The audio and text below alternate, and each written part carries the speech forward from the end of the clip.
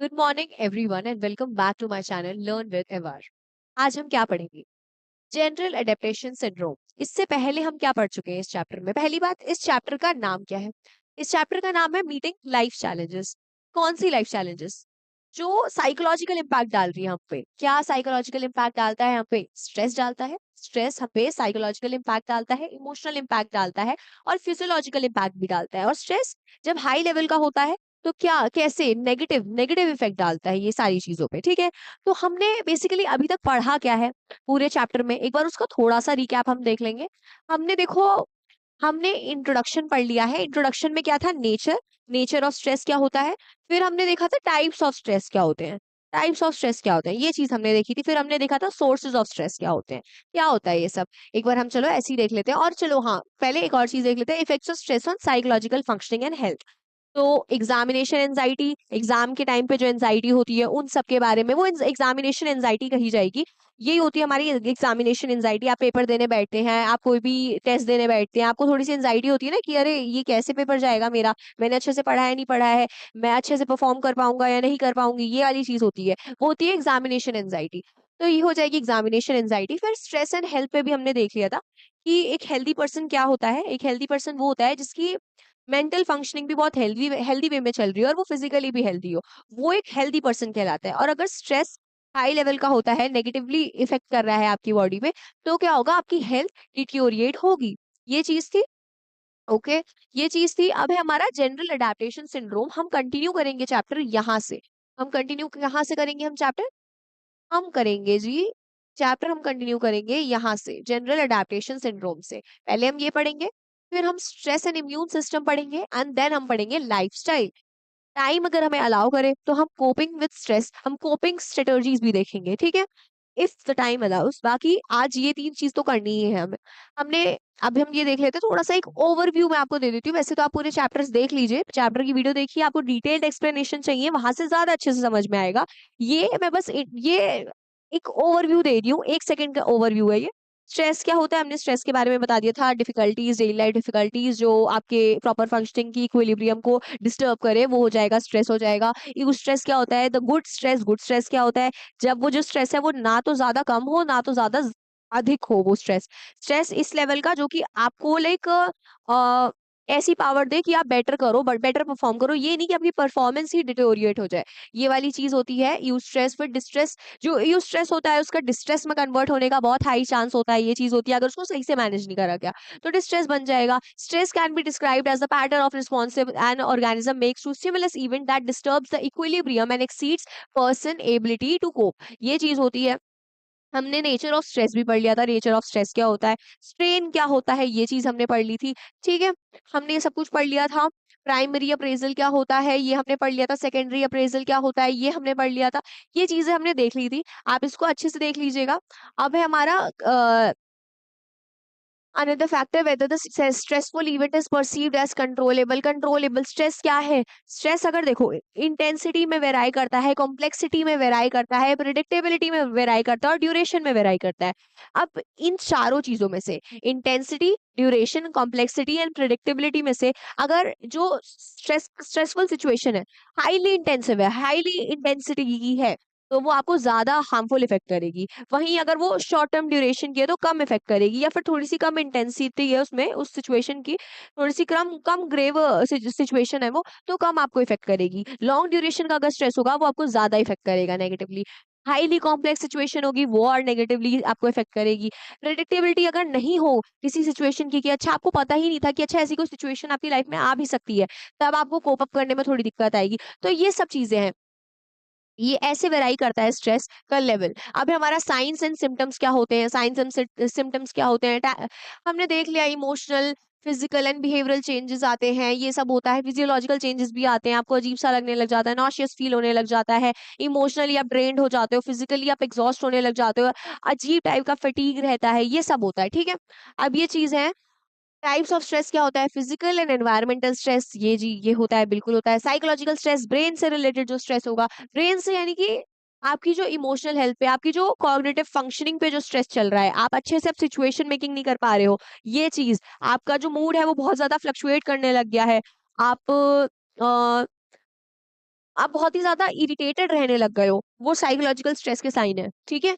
उसके बाद है ये फ्रस्ट्रेशन होती है, कॉन्फ्लिक्ट्स होती है, इंटरनल प्रेशर होते हैं। कॉन्फ्लिक्ट की डेफिनेशन बहुत बार आ जाती है। ये है कि कॉन्फ्लिक्ट्स में अकर बिटवीन 2 और मोर इनकम्पैटिबल नीड्स ऑफ मोटिव्स। ये चीज़ है कि 2 इनकम्पैटिबल जो नीड होती है उसके लिए अब जैसे कि आपने भी 12th पास करी है, 12th पास नहीं करी है एक्चुअली, आपने ग्रेजुएशन कर ली है। अब आप कह रहे हो कि I don't want to be unemployed anymore, तो आप चाहते हो कि आप जॉब कर लो। लेकिन आपको ये भी चाहिए कि यार मैं थोड़ी अच्छी जॉब करना चाहता हूँ, तो मुझे उसके लिए थोड़ी और डिग्री वगैरह और थोड़ी-सी स्टडीज़ करनी पड़ेगी, हायर स्टडीज़ करनी पड़ेगी। लेकिन आपको हायर स्टडीज़ अगर करनी है, तो उसके लिए अभी आपको जॉब अलाउ तो नहीं करेगा ना आपकी सिचुएशन। आपकी सिचुएशन अभी आपको जॉब अलाउ नहीं करेगा क्योंकि आपको हायर स्टडीज़ करनी है। तो 2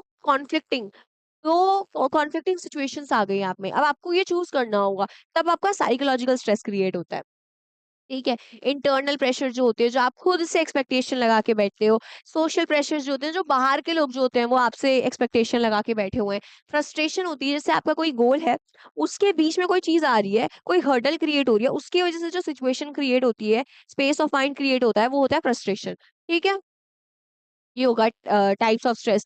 सोशल स्ट्रेस क्या होता है, ये सब चीजें हैं। सोर्सेज ऑफ स्ट्रेस क्या होते हैं, लाइफ इवेंट्स होते हैं, डेली लाइफ हैजल्स होते हैं। तो मैंने बहुत अच्छे से एक्सप्लेन कर रखा है आपको। डेली लाइफ हैजल्स, ट्रॉमेटिक इवेंट्स, ठीक है।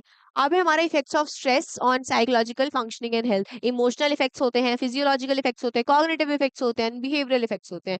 ठीक है, ये सब कुछ हम पढ़ चुके हैं, ऑलरेडी पढ़ चुके हैं। कौन कौन से ग्लैंड रिलीज, कौन कौन से क्या चीज, क्या कौन से ग्लैंड क्या हार्मोन्स रिलीज करते हैं, हम ये भी पढ़ चुके हैं। हम फिजियोलॉजिकल इफेक्ट्स में पढ़ चुके हैं, बिहेवियरल में हमारा बिहेवियर कैसे चेंज हो जाता है, और कुछ लोग सब्सटेंस अब्यूज की तरफ कैसे चले जाता है इसकी वजह से, ये चीज पढ़ रखी है। कॉग्निटिव इफेक्ट हमने पढ़ रखे हैं कि इससे जो इंसान है वो सही डिसीजन नहीं ले पाता, उस वो विवेकहीन बन जाता है, ये होता है। और हमने ये भी देखा है इमोशनल इफेक्ट्स क्या होते हैं, इरिटेटेड रहने लग जाता है इंसान, इंसान अनॉयड रहने लग जाता है, ऐसा हो जाता है, सैड रहने लग जाता है, डिप्रेस्ड हो जाता है, ये होता है इमोशनल इफेक्ट्स। ठीक है जी, ओके।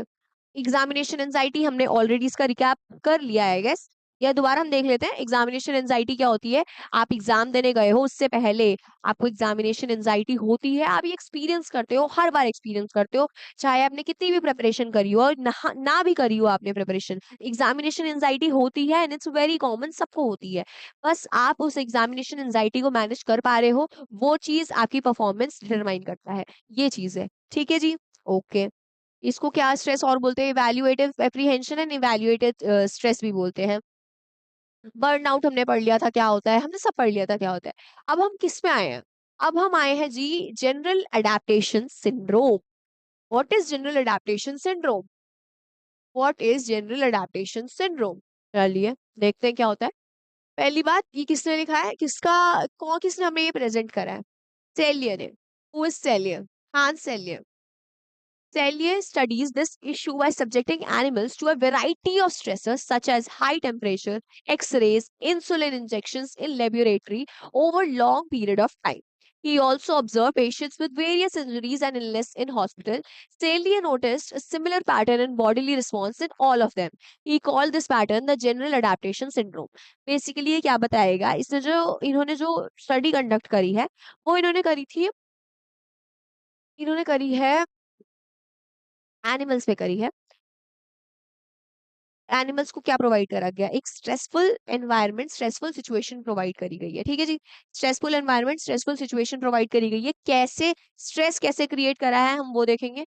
स्ट्रेस क्रिएट करा है subjecting them to high temperature, x-rays and insulin injections, ये सबसे उनको एक्सपोज करा है। ठीक है, इन सबसे एनिमल्स को एक्सपोज करा है और उनको स्ट्रेसफुल सिचुएशन से एक्सपोज करा गया है। ठीक है जी, वो स्ट्रेस्ड हुए, ठीक है, लॉन्ग पीरियड ऑफ टाइम के लिए। और आपको ये भी पता है अगर लॉन्ग पीरियड ऑफ टाइम के लिए अगर किसी स्ट्रेस से आपको एक्सपोज करा जाए तो उसके जो इफेक्ट होते हैं वो ज्यादा हार्मफुल रहते हैं, है ना। ठीक है जी, he also observe patient with various injuries and illness in hospital. उसने ह्यूमंस को भी देखा, कोई भी जो इंजरी या इलनेस हो रखी है हॉस्पिटल में, एक उसने सिमिलर पैटर्न नोटिस करा कि अगर कोई इंसान स्ट्रेस्ड हो रहा है तो वो एक similar pattern of behaviour exhibit कर रहा है। कौन से बिहेवियर ऑफ पैटर्न, वही हम पढ़ने वाले हैं। तो उसने उसको ही बताया जनरल अडेप्टेशन सिंड्रोम क्या है। According to him this involves 3 stages. How many stages? 3 stages. आप इसको कैसे याद रखोगे? General adaptation syndrome, 3 words, 3 stages. ऊपर हम लिख भी लेंगे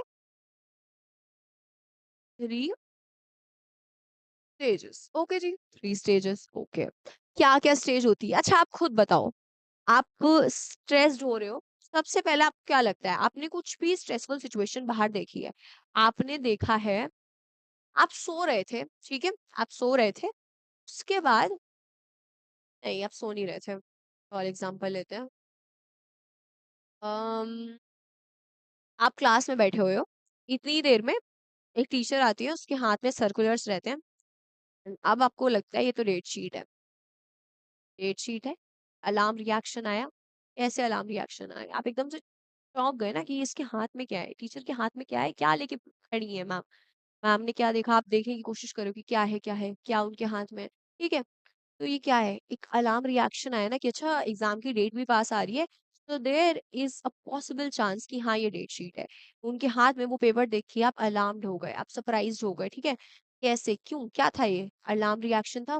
तो फर्स्ट स्टेज हमारी है अलार्म रिएक्शन, ठीक है जी, अलार्म रिएक्शन। ये तो चलो मैंने आपको डेट शीट का एग्जांपल दिया, बट इन जनरल अगर इंसान जो है वो स्ट्रेस्ड है, उसका क्या होगा? अलार्म रिएक्शन आएगा ही, यही स्ट्रेसफुल सिचुएशन मैंने आपको एक बार बता दी। अलार्म रिएक्शन आया, उसके बाद इंसान क्या करेगा? जो वो स्ट्रेस क्रिएट हो रहा है उससे अपने आप को लाइक रेजिस्ट करने की कोशिश करेगा, अपनी पूरी एनर्जी लगा देगा कि I have to resist this, मैं स्ट्रेस नहीं हो सकता, मैं स्ट्रेस नहीं हो सकता, मैं स्ट्रेस नहीं हो सकती, ये चीज करेगा, वो रेजिस्टेंस क्रिएट करेगा अपने माइंड पे, ठीक है, रेजिस्ट करेगा अपने आप को कि नहीं स्ट्रेस नहीं होना, don't get stress, don't get stress, ये चीज करेगा। उसके बाद एक पॉइंट पे अगर वो इतने एफर्ट लगा रहा है, इतना इतनी एनर्जी लगा रहा है, इतने एफर्ट लगा रहा है, तो वो इंसान एक पॉइंट पे एग्जॉस्ट हो जाएगा। इट्स लाइक वेरी नॉर्मल कि वो एक पॉइंट पे एग्जॉस्ट हो जाएगा, क्योंकि उस इंसान ने एक पॉइंट पे अपनी इतनी एनर्जी लगा दी कि इस एक एक चीज पे आके वो एग्जॉस्ट हो जाएगा। तो सबसे पहला हो गया हमारा अलार्म रिएक्शन, उसके बाद क्या हो गया हमारा? रेजिस्टेंस, रेजिस्टेंस क्रिएट करेगा कि वो स्ट्रेस से एक्सपोज ना हो, स्ट्रेस को या तो डील कर ले, रेजिस्टेंस क्रिएट करेगा, और उसके बाद क्या होगा? वो के बाद हमारा हो जाएगा एग्जॉशन। ये मैंने आपको लेमन लैंग्वेज में बताया है। अब हम इसको एक प्रॉपर वे में पढ़ेंगे, और उस वे में पढ़ेंगे जिस हिसाब से, जिस लैंग्वेज में आपको इसका आंसर फ्रेम करके लिखना है, जिससे आपको क्या मिलेंगे? मार्क्स। ओके जी, ओके। पहले तो आप ये देख लो, यहाँ पे एक फिगर भी दिखाई गई है। अलार्म रिएक्शन आएगा एकदम से, क्या कहते हैं, लेवल ऑफ रेजिस्टेंस, पहले तो कुछ नहीं होगा क्योंकि आपको पहले नहीं पता कि अच्छा हाँ I have to resist this, आपको अभी आप हुए हो जो भी स्ट्रेस था उससे एक्सपोज आप अभी हुए हो, तो ये हो गया alarm reaction. Level of normal resistance create हो गया, स्टेट ऑफ रेजिस्टेंस में आप रेजिस्ट कर रहे हो, कर रहे हो, कर रहे हो, करते रह रहे हो रेजिस्ट, ये चीज हो गई। तो वो स्टेगनेंट जा रहा है, फिर एक पॉइंट पे आपकी एनर्जी लूज होने लगी ना, फिर आपका रेजिस्टेंस थोड़ा कम, स्टेट ऑफ एग्जॉस्शन आ गया, और अब आपका जो रेजिस्टेंस है एकदम कम हो गया कि वो एग्जॉस्ट हो चुके हो आप। ये चीज हो गई है आपके साथ कि आप हो चुके हो एग्जॉस्ट। ओके जी, ओके। अब हम देखेंगे अच्छे से लैंग्वेज में, प्रॉपर फ्रेम्ड वे में कि ये क्या है। ओके, देखते हैं।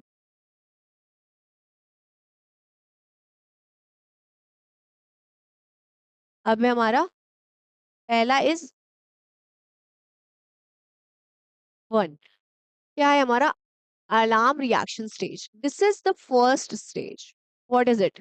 It's the first stage. Alarm reaction क्या होता है? Alarm reaction होता है like you are stressed and आपको एकदम से अलार्म रिएक्शन आया है कि जो भी स्टिमुलाई हुआ, आप जिस भी स्टिमुलाई से, स्ट्रेसफुल स्टिमुलाई से एक्सपोज हुए, जिस भी स्ट्रेसर से एक्सपोज हुए हो, आपका फर्स्ट रिएक्शन आएगा, you will be alarmed, you will be surprise कि ओ ये क्या हो गया, I have to get alarmed, I have to like put on my guards up, ये चीज करोगे ना आप।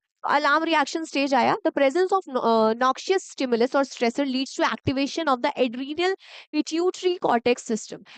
Activation of what? आपको जो एग्जाम में लिखना है, आपको क्या लिखना है? आपने आपने ये लिखना है कि you get alarmed reaction and like you get surprised out of nowhere, ये चीज तो आप नहीं लिखोगे ना। तो आपको क्या लिखना है? आपको ये लिखना है leads to activation of adrenal pituitary cortex system. Leads to what? Noxious stimulus जो है और द स्ट्रेसर जो है leads to activation of adrenal, very important words, adrenal pituitary cortex system, leads to activation of adrenal pituitary cortex system. I will mark it again. I'll double mark it and you mark it in your books too. Adrenal, adrenal adrenal pituitary cortex system. Okay ji, this triggers the release of hormones producing the stress response. Now the individual is ready for fight or flight. Okay जी, very important. अब individual किस लिए ready है? Fight और flight के लिए। Fight और flight के लिए रेडी है। एड्रीनल हॉर्मोन्स, एड्रीनलिन जब भी आपकी बॉडी में रिलीज होता है, आपको क्या होता है? फाइट और फ्लाइट मोड में आप आ जाते हो। तो जब आपका एड्रीनल पिट्यूटरी कॉर्टेक्स सिस्टम जो है वो एक्टिवेट हो जाता है, तो आप क्या होगे? फ्लाइट एंड फाइट के मोड में आ जाओगे, बिल्कुल आ जाओगे। वैलिड है, ठीक है। यही होता है आपका अलार्म रिएक्शन स्टेज। ओके जी। उसके बाद है रेजिस्टेंस स्टेज। रेजिस्टेंस स्टेज क्या होता है हम ये भी देखेंगे। If stress is prolonged, the resistance stage begins. अगर जैसे कि आप किसी स्ट्रेसफुल सिचुएशन से एक्सपोज हुए हो, लेकिन वो जो भी सिचुएशन है वो प्रोलॉन्ग नहीं है, वो ज्यादा देर तक नहीं है, तो थोड़ी देर के लिए अगर कोई स्ट्रेसफुल सिचुएशन आए, आप मैनेज कर लेते हो, इतनी कोई दिक्कत नहीं होती है। लेकिन अगर वो सिचुएशन थोड़ी एक्सट्रीम हो जाए, तो आप एक रेजिस्टेंस क्रिएट करने लग जाते हो ना, कि नहीं अब ये इफेक्ट नहीं करनी चाहिए मुझे, ठीक है। वो आपकी बॉडी, वो आपका माइंड और आपकी जो बॉडी है वो अपने आप ही आप अपने आप को ऐसे डेवलप कर लेती है कि रेजिस्टेंस स्टेज में एंटर कर लेते हैं, ठीक है जी। If stress is prolonged, the resistance stage begins. The sympathetic nervous system calls for more cautious use of body's resources. क्या आ जाएगा? और दिस इज सेकेंड जी, रेजिस्टेंस स्टेज आ जाती है। If stress is prolong, the resistance stage begins. The parasympathetic, what is parasympathetic nervous system calls for more cautious use of body's resource. Body के क्या रिसोर्स? बॉडी की जो resources हैं, जो रिएक्शन आ रहे हैं जिन रिसोर्सेज से, उनका एक बेटर यूज के लिए कॉल करती है। आपके जो ग्लैंड्स होते हैं, आपके जो हार्मोन्स होते हैं, ये चीज करते हैं, ठीक है। ये है हमारा बॉडीज रिसोर्सेज का कॉशियस यूज करना चाहिए, और वो करना नहीं चाहिए, मतलब ये अपने आप ही क्रिएट हो जाते हैं जब भी स्ट्रेस जो होता है वो प्रोलॉन्ग रहता है, ये चीज होती है। और ये कौन कॉल करता है? ये होता है पैरासिम्पैथेटिक नर्वस सिस्टम। अब ये वर्ड मेंशन करना बहुत ही ज्यादा जरूरी है, ठीक है जी। आपको तभी मार्क्स मिलेंगे। आपको रेजिस्टेंस स्टेज में क्या मेंशन करना है? Stress is prolong. If the stress is prolong, the resistance stage begins, and it is the second stage of stressful of exposure to stressful stimuli. ये चीज आप लिख सकते हो। And it calls for cautious use of body's resources. The organism makes effort to cope with the threat as through confrontation. Okay जी। अभी हमारा exhaustion stage। Resistance कर रहे हैं रेजिस्टेंस, बहुत ज्यादा टाइम तक अब प्रोलॉन्ग रहा फिर भी, और रेजिस्टेंस आप कर ही रहे हो, एक पॉइंट पे जो रिसोर्सेज हैं वो थोड़े कम हो जाएंगे ना, क्योंकि आप उसको यूज करे ही जा रहे हो। वो रिसोर्सेज, वो आपकी एनर्जी एक्सप्लॉइट होती जा रही है, एक्सप्लॉइट भी क्या, यूटिलाइज होती जा रही है। आप रेजिस्ट कर रहे हो ना, तो वो तो यूटिलाइज होती जा रही है, एक्सप्लॉइट नहीं हो रही है। अब है हमारा third stage. What is the third stage? Exhaustion stage. थक गए, रेजिस्ट करते करते करते करते आप थक गए, एक पॉइंट पे मेंटली थक गए आप। तो continued exposure to same stressor or additional stressors drains the body of its resources and leads to the third stage of exhaustion. A physiological system involved in alarm reaction and resistance becomes ineffective, and susceptibility to stress related disease such as high blood pressure becomes are more likely. क्या होता है? Lead to third stage, exhaustion stage आ जाती है आपकी। आप resist कर रहे हो, आप उस चीज को रेजिस्ट कर रहे हो, आपने उस प्रॉब्लम से लाइक आप अपने आप को रेजिस्ट कर रहे हो, आप अपनी बॉडी के जो रिसोर्सेज हैं उनका सही यूटिलाइज कर रहे हो, ठीक है। Call for better utilization of resources आप कर रहे हो, सब कुछ कर रहे हो आप। लेकिन एक पॉइंट पे अगर वही स्ट्रेसफुल सिचुएशन है जो कंटिन्यू होती जा रही है, होती जा रही है, आप एग्जॉस्ट हो जाओगे, आपकी जो बॉडी है उसके रिसोर्सेज ड्रेन हो जाएंगे। ये चीज होगी, इट लीड्स टू एग्जॉशन, ठीक है जी। The physiological system involved in alarm reaction and resistance becomes ineffective, and susceptibility to stress related disease. अब जो अलार्म रिएक्शन था और जो फिजियोलॉजिकल सिस्टम थे, वो अब इस पॉइंट पे आके, इस स्टेज पे आके इनफेक्टिव बन जाते हैं, और अब जो इंसान है वो हो जाता है more susceptible to what, to high blood pressure diseases. High BP हो जा रहा है किसी का, तो हाई ब्लड प्रेशर डिजीजेस अब ये बहुत ज्यादा बढ़ जाती हैं, ये चीज होती है। ओके जी। ओके, अब हम देखेंगे द फैक्ट, आप इसको लिख सकते हो। Mention it, Hans failure is what he is. Random fact, ये आपके वैसे पेपर में आ सकता है। Father of modern, father of, can take the screenshot. But now, Selye's model has been criticized for assigning a very limited role to psychological factors in stress. अब ये हमने जो जनरल अडेप्टेशन सिंड्रोम का ये जो हमने मॉडल बताया है, ये जो हमने मॉडल आपको अभी अभी एक्सप्लेन करा है, वो किसने ये हमारा प्रपोज करा था? ये करा है जी हांस सेल्य ने, जो कि फादर ऑफ मॉडर्न स्ट्रेस भी है। ओके जी। तो ये है कि और हर चीज का जो भी मॉडल प्रपोज हुआ है या कोई भी अगर थ्योरी प्रपोज हुई है, उसके क्रिटिक्स तो है ही है, कुछ ना कुछ ड्रॉबैक्स तो रहे ही हैं। तो सेले के मॉडल के भी कुछ कुछ क्रिटिक्स रहे हैं, कुछ कुछ चीजें, कुछ कुछ ड्रॉबैक्स रहे हैं basically. Okay, Selye's model has been criticised for assigning a very limited role to psychological factors. किस चीज को सबसे लिमिटेड रोल किस चीज का दिया हुआ है? साइकोलॉजिकल फैक्टर्स का इन stress. Researchers have reported that the psychological appraisal of event is important for the determination of stress. How people respond to stress is substantially influenced by their perception, personalities and biological constitution. Basically जो इस चीज का जो drawback बताया गया है, जो इस चीज का क्रिटिक्स ने जो ड्रॉबैक बताया है, वो ये है कि हांस सेलियर ने साइकोलॉजिकल जो फैक्टर्स हैं, साइकोलॉजिकल फैक्टर्स जिनकी वजह से स्ट्रेस क्रिएट हो रहा है, उसको थोड़ा सा कम महत्व दिया है, इम्पोर्टेंस थोड़ी सी कम दी है, ये चीज है। अब है हमारा, अब हम देखेंगे, हमने ये पढ़ लिया, हमने जनरल अडेप्टेशन सिंड्रोम पढ़ लिया, किसने प्रपोज करा है? हांस सेलियर ने प्रपोज करा है। क्या क्या होता है उसमें? अलार्म रिएक्शन होते हैं, रेजिस्टेंस स्टेज होती है, और क्या होती है हमारी? एग्जॉशन स्टेज होती है। फर्स्ट कौन सी होती है? Alarm reaction. सेकेंड कौन सी होती है? रेजिस्टेंस। थर्ड कौन सी होती है हमारी? एग्जॉशन। ओके जी, बिल्कुल। अब है हमारा, हमने उसके ड्रॉबैक भी पढ़ लिया बेसिकली कि साइकोलॉजिकल फैक्टर्स को इतना ज्यादा इंपॉर्टेंस नहीं दिया है। अब है हमारा stress and immune system. Okay जी, what is it? Stress and the immune system. Okay. Stress can cause illness by impairing the workings of immune system. बिल्कुल। जो स्ट्रेस जब होता है तो आपकी इम्यूनिटी वीक हो जाती है और तब आप मोर सस्पेक्टेबल टू डिजीजेस बन जाते हैं। जब जो इंसान स्ट्रेस्ड होता है, आपने नोटिस करा होगा, ये अभी हमने पहले भी पढ़ा था, आपने नोटिस करा होगा, जो इंसान ज्यादा स्ट्रेस्ड रहता है वो ज्यादा बीमार भी रहता है, क्योंकि आपकी मेंटल हेल्थ आपकी फिजिकल हेल्थ पे इम्पैक्ट डालती ही डालती है, नेगेटिव वाला ज्यादा डालती है, ये चीज है। एक second.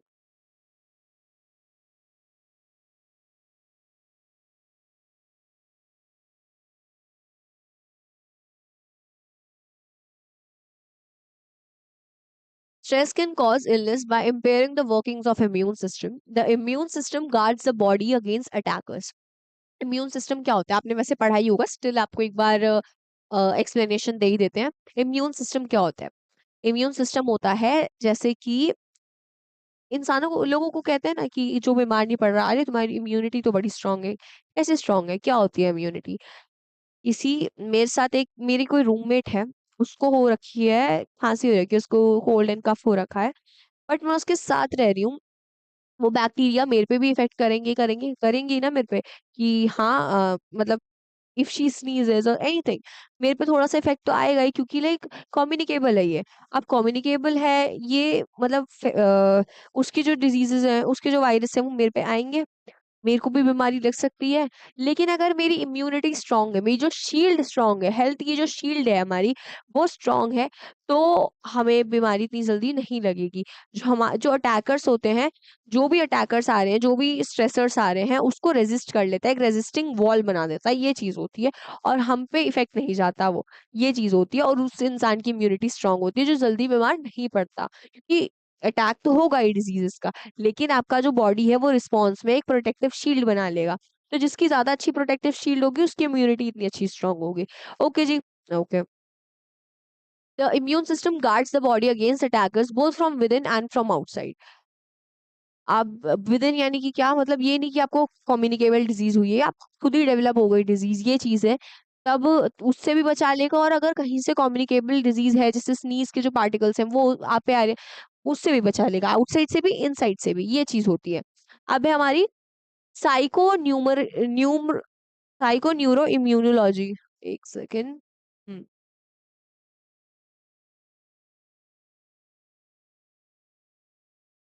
Psychoneuroimmunology focuses on the links between the mind, the brain and immune system.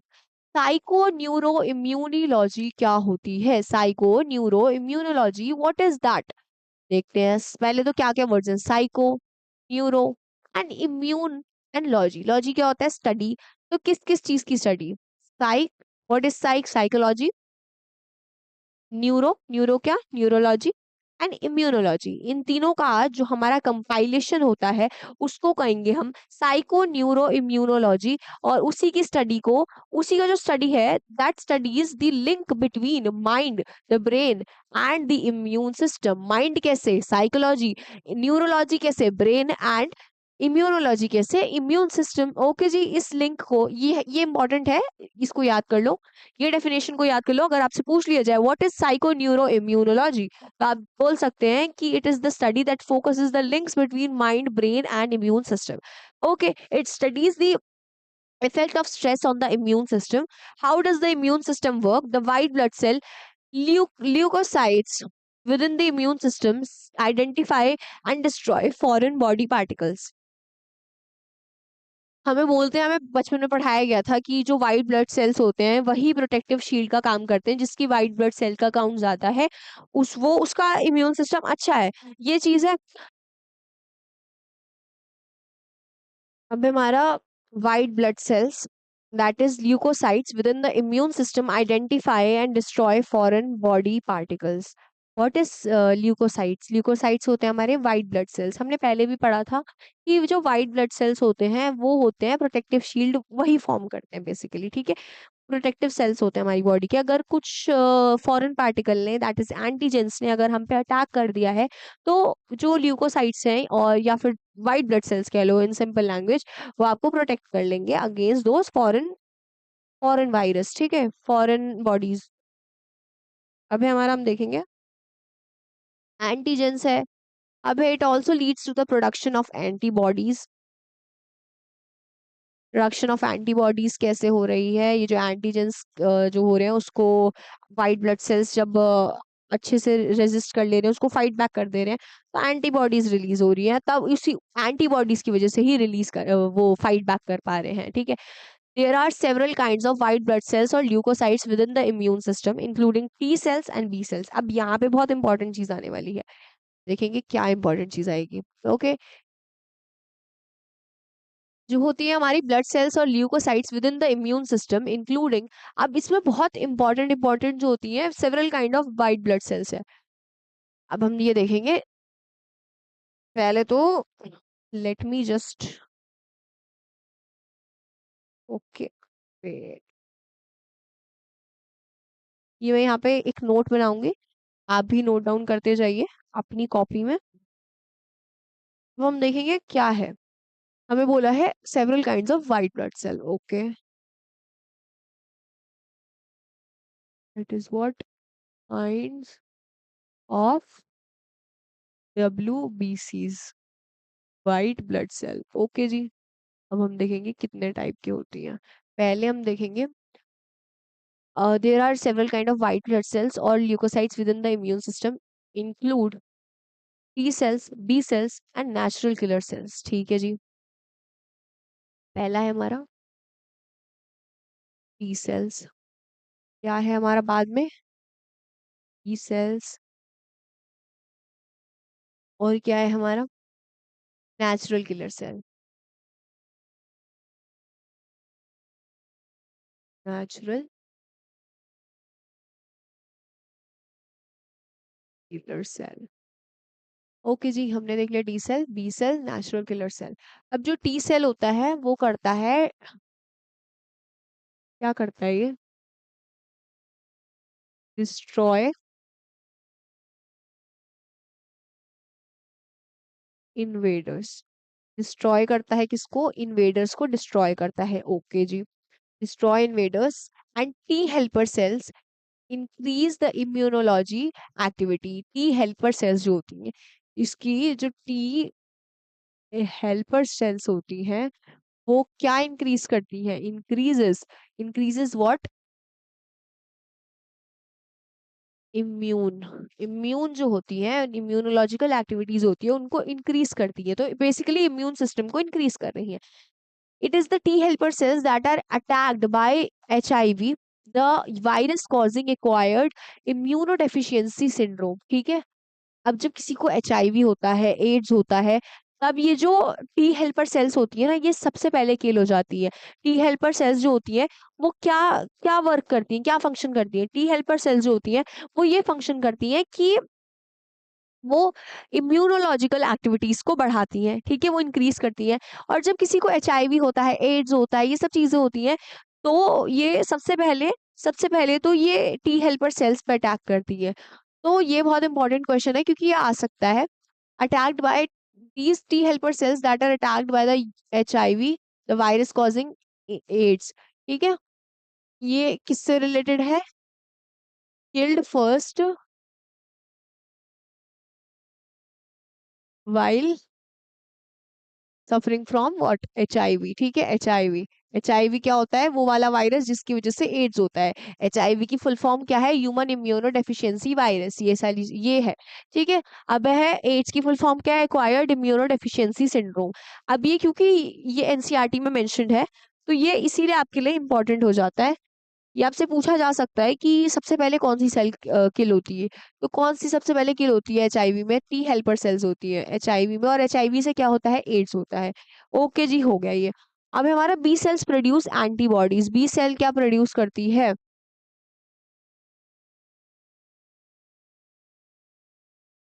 Produce antibodies. Okay जी। Produce antibodies and natural killer cells are involved in fight against both virus and tumour.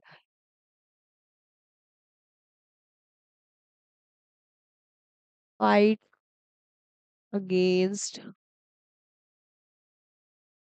Cancer and tumour. Okay जी। Natural killer cells fight against cancer and tumour. आप इसका screenshot ले लीजिए। मैं screen से हट जाती हूँ। आई होप स्क्रीनशॉट हो गया होगा। I think I should like remove this now and move on to the next topic. पहले आप देख लेते हैं हमारा आज का कितना हो गया, जो हमने आज गोल बनाया था।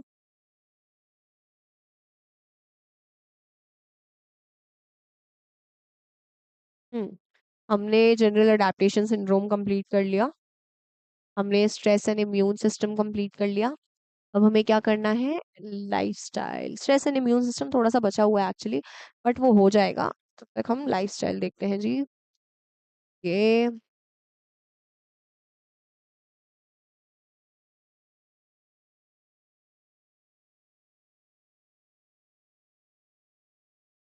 तो है हमारा stress can affect natural cell cytotoxicity cytotoxicity cytotoxicity, my bad. अब है हमारा stress can affect natural killer cell cytotoxicity, which is the major importance in defence against various infections and cancer.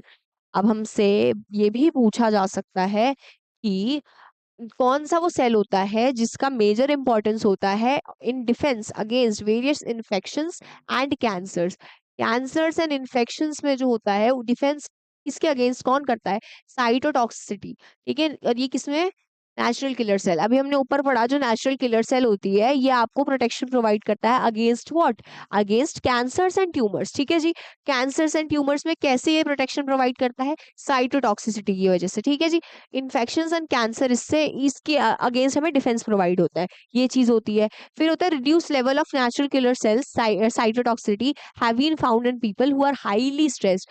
अब अगर इंसान जो है वो हाईली स्ट्रेस्ड है, तो ये पाया गया है स्टडीज में कि उनके अंदर का जो ये साइटोटॉक्सिसिटी का लाइक कंसंट्रेशन होता है वो बहुत ज्यादा कम हो जाता है, तो वो मोर susceptible to cancer and tumours बन जाते हैं।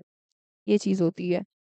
अभी हमारी रिड्यूस लेवल ऑफ नेचुरल, ये हमने पढ़ लिया। Including students facing important examination, bereaved people and those who are severely depressed, उनमें they are more prone to like cancer and tumours, क्योंकि साइटोटॉक्सिसिटी जो होती है उसका लेवल जो होता है वो रिड्यूस हो जाता है। अब हम पढ़ेंगे also changes in the immune system will have more effect on health among those immune system are already weakened. अब जो है इम्यून सिस्टम का मोर इफेक्ट किस पे पड़ेगा, जिनका ऑलरेडी बहुत ज्यादा वीक है इम्यून सिस्टम। जो थोड़े से पहले से स्ट्रांग थे उन पे थोड़ा सा रेजिस्टेंस एक होगा बिल्डअप, लेकिन जो पहले से ही इम्यून सिस्टम जिनका खराब था, इम्यूनिटी जिनकी खराब थी, वो उनको और ज्यादा हार्मफुल इफेक्ट होगा। ओके, अब हम देखेंगे depicts this sequence compromising negative emotions release the stress hormones which lead to the weakening of immune system thereby affecting mental and physical health।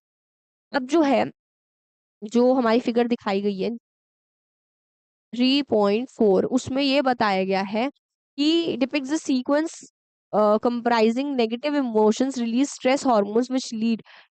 इसमें ये हमारा, इसमें बताएगी कि कैसे नेगेटिव इमोशन से जो आपका जो इम्यून सिस्टम है वो कैसे वीकेन होता है, हमें वो देखना है। तो कैसे डिपिक्ट करा गया, चलिए देखते हैं।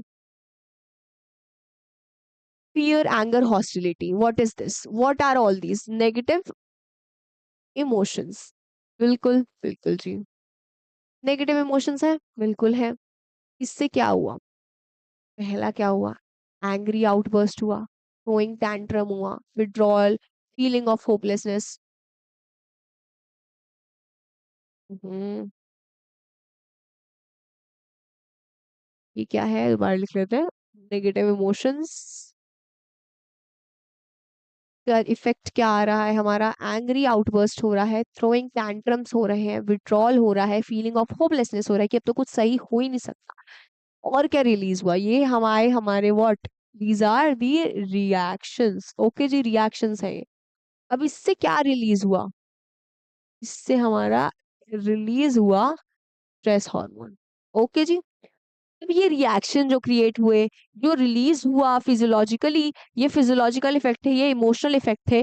ठीक है, इस दोनों से, ये फिजियोलॉजिकल इफेक्ट से और ये जो हमारे, सॉरी, ये फिजियोलॉजिकल इफेक्ट से और ये इमोशनल इफेक्ट से क्या हुआ, वीकेंड इम्यून सिस्टम हुआ। ठीक है जी, वीकेंड इम्यून सिस्टम हुआ, ये हुआ हमारे स्ट्रेस हार्मोन से और इस दोनों से हुआ। और ये जो हमारे ये रिएक्शंस थे, ये जो हमारा साइकोलॉजिकल था, ये जो साइकोलॉजिकल और इमोशनल हमारा जो रिएक्शन था, उससे mental illness and physical illness create हो गई। ठीक है, इसके आ रहे हैं हमारे दो इफेक्ट्स, ये भी और ये भी, और इसका हमारा आ रहा है स्ट्रेस हार्मोन का वीकेंड इम्यून सिस्टम, ये इफेक्ट आ रहा है। तो ये हमारा पूरा डिपिक्ट करके दिया हुआ है कि क्या होता है when you are expose to stress, और इससे मेंटल एंड फिजिकल हेल्थ पे क्या इफेक्ट पड़ता है और कैसे वीक होता है, ये चीज है पूरी। ठीक है जी, आप ये एग्जाम में भी बना सकते हैं, वो ज्यादा अच्छा होता है, ज्यादा अच्छे से सामने वाले को पता चल रहा है कि हाँ इस इंसान को पता है, अच्छे से डिपिक्ट कर पा रहा है। थोड़ी बहुत लाइंस भी लिख रही है, लेकिन ये भी अगर आपने बना दिया, आपके मार्क्स पक्के हैं, आपके 100 मार्क्स पक्के हैं, ये चीज है।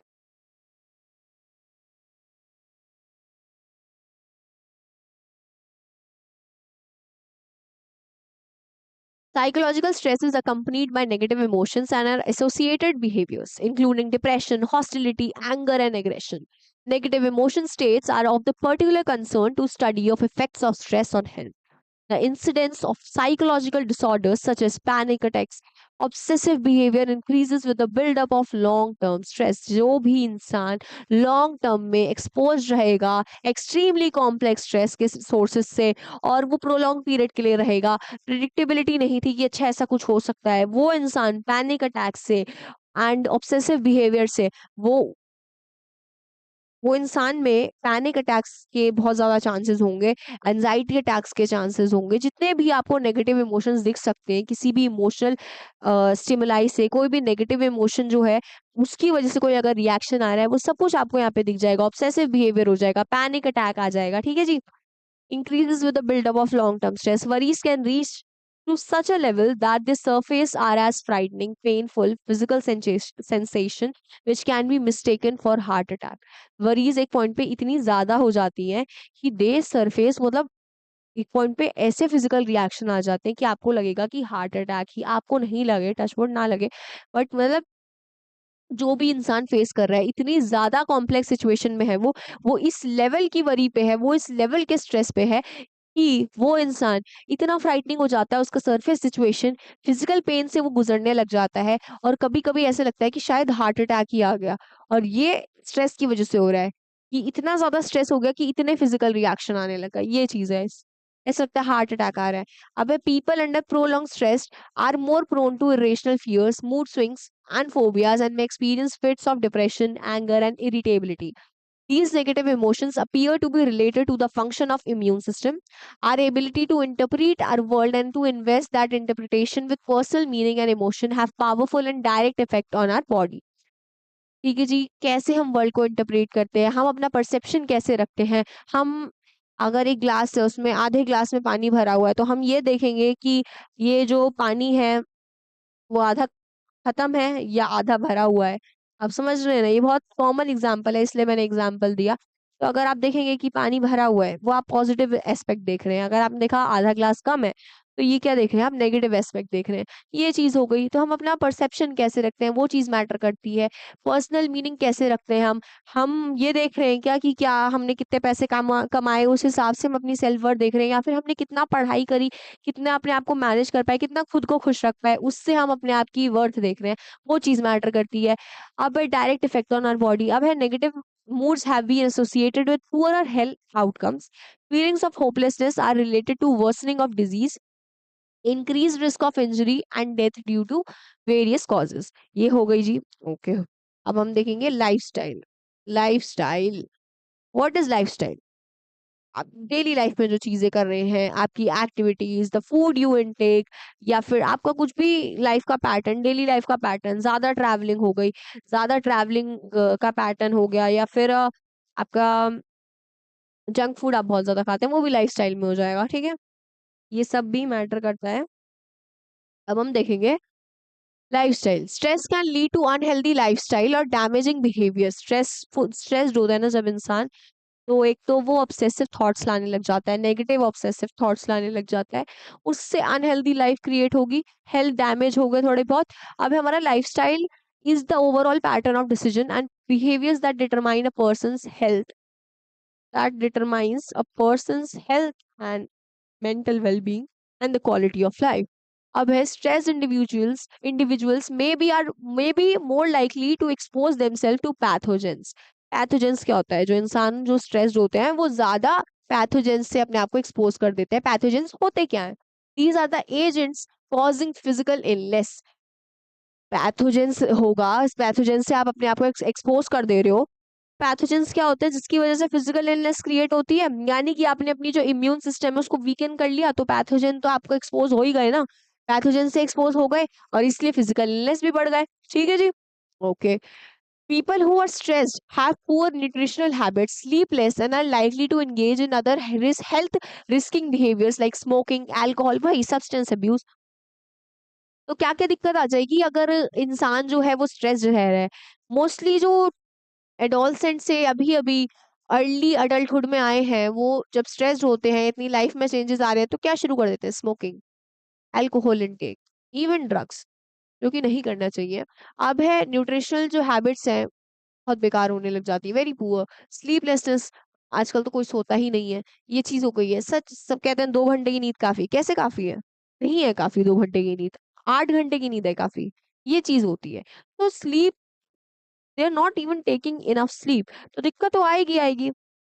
ओके, अब है हमारा alcohol. Such health impairing behaviors develop gradually and are accompanied by pleasant experiences temporarily. Drugs करे आपने, उससे आपको टेम्पररी रिलीफ मिल गया, लेकिन क्या आपको परमानेंट सोल्यूशन मिल गया? उससे ज्यादा वर्स हो गई आपकी कंडीशन, क्योंकि अब आप ड्रग्स के आदी बन जाओगे। आपको ड्रग्स नहीं मिलेंगे, आपको रिलीफ नहीं मिलेगा। आपने स्मोकिंग करी उस मोमेंट के लिए, उस 10 सेकंड के लिए, उस 10 मिनट के लिए आपको एक रिलीफ मिल जाएगा, सेंस ऑफ रिलीफ मिल जाएगा, क्योंकि आपको मिल गया है एक एस्केपिज्म। आप उसको एज एन एस्केपिज्म यूज कर रहे हो, एज एन एस्केप यूज कर रहे हो। ये दिक्कत आ रही है, लेकिन आपको उससे अच्छे से प्रॉब्लम नहीं सॉल्व हो रही है, ये चीज है। However, we tend to ignore their long-term damaging effects and underestimate the risk they pose to our life. Lungs भी खराब हो रहे हैं आपके स्मोकिंग से, ये चीज है। अब हमारे studies have revealed Health promoting behaviors like balanced diet, regular exercise, family support play an important role in good health. Adhering to lifestyle that includes balanced low fat diet, regular exercise, and a continued activity along the positive thinking enhances health and longevity. The modern lifestyle of excess in eating, drinking, and so called fast paced good life has led to violation of basic principles of health in some of us as to what to eat, think, or what to do with our life. Like ये जो जितनी भी busy cities है उसमें working hours एकदम extreme है, stress एकदम extreme है, अपने घर वालों से दूर रह रहे हैं। टीयर 2 एंड टीयर 3 के सिटीज के जो लोग हैं वो यहाँ पे माइग्रेट हो रहे हैं, अकेले रह रहे हैं, होपलेसनेस बढ़ रही है, ऑफिस का स्ट्रेस है, पढ़ाई का स्ट्रेस है। तो वो जो सो कॉल्ड वो फास्ट पेस्ड गुड लाइफ है वो एक्चुअली में एक वायलेशन है of the basic principles of health in some of us as to what eat, think और डू विद आवर लाइफ। जब तक बैलेंस नहीं हो रही है तो वो दिक्कत ही दिक्कत है। तो इसी के साथ हमने आज के टॉपिक्स कंप्लीट कर लिए हैं। नेक्स्ट वीडियो से हम कोपिंग विद स्ट्रेस पढ़ेंगे। हमने अभी तक क्या क्या पढ़ लिया है? हमने आज का जो हमने क्या कहते हैं गोल बनाया हुआ था कि हाँ we have to complete this, we have already completed that.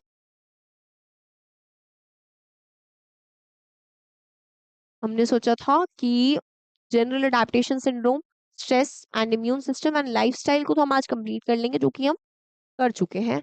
अब है हमारा coping with stress, promoting positive health and wellbeing.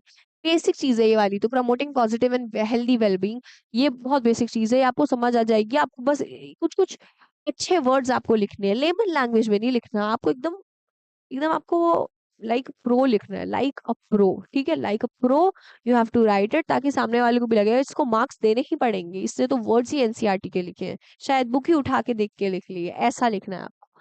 ठीक है, ये नहीं कह रही कि आपको एकदम सेम लाइंस डालनी है, आपको वर्ड्स कुछ कुछ वर्ड्स हैं मैं जो आपको बताती जा रही हूँ बीच बीच में, कुछ कुछ की वर्ड्स हैं जो आपको मेंशन करने ही करने हैं। ठीक है जी। Okay, तो हमने ये कर लिया है। इसी के साथ अलविदा लेना चाहेंगे, मिलते हैं नेक्स्ट वीडियो में।